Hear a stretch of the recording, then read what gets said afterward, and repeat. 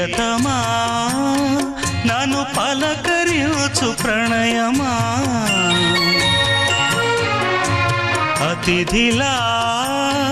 నన్ను చేరుకున్న హృదయమా ఎదుట ఉన్న స్వర్గమా చెదిరిపోని స్వప్నమా కనులలోని